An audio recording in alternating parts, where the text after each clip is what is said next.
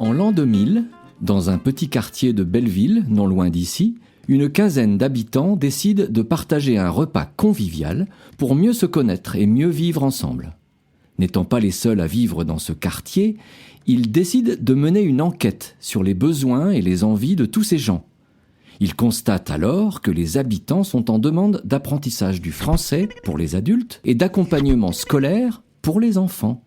En France, depuis 1901, un tel petit groupe d'habitants motivés et dynamiques peut se constituer en association.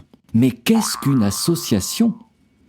Une association est un groupement de personnes volontaires réunies autour d'un projet commun ou partageant des activités, mais sans jamais chercher à réaliser de bénéfices. Cela permet d'obtenir un statut officiel face à des institutions comme la mairie, l'État ou bien encore la région.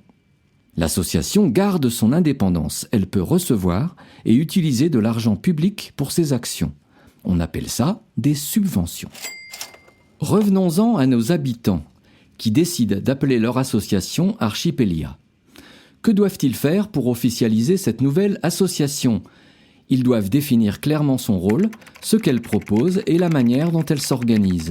On appelle cela les statuts. Ils doivent aussi désigner parmi eux les personnes qui définiront les grandes orientations de l'association et qui veilleront au respect des statuts.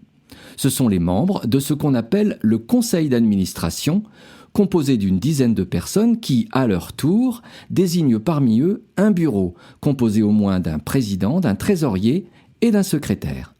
Le conseil d'administration se réunit 6 fois par an et le bureau un peu plus. Statuts et composition du conseil d'administration sont envoyés à la préfecture. L'association peut enfin exister officiellement.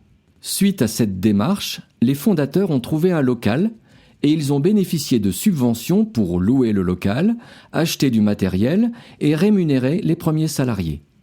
Des bénévoles sont venus renforcer la qualité des activités et consolider le vivre ensemble. Les personnes qui viennent pratiquer une activité au sein de l'association donnent une participation financière qu'on appelle adhésion.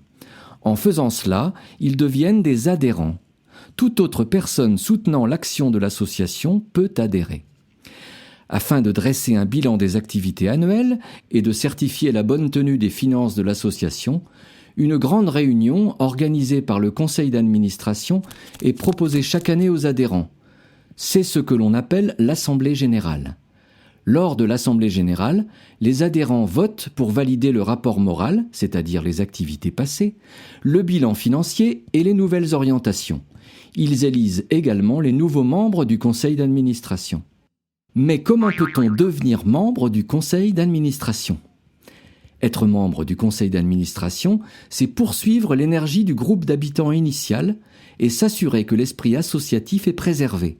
C'est aussi apporter un nouveau souffle et proposer sa vision afin de prendre ensemble des décisions. C'est aussi connaître de plus près les nombreux projets et le fonctionnement de l'association. C'est enfin partager son enthousiasme et sa motivation. Si une personne est intéressée par cette fonction, c'est tout simple.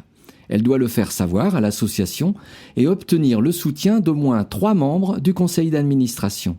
Sa candidature doit ensuite être validée par un vote lors de l'Assemblée générale. Alors, vous êtes-vous reconnu dans ce petit film ? Des questions peut-être ? À suivre.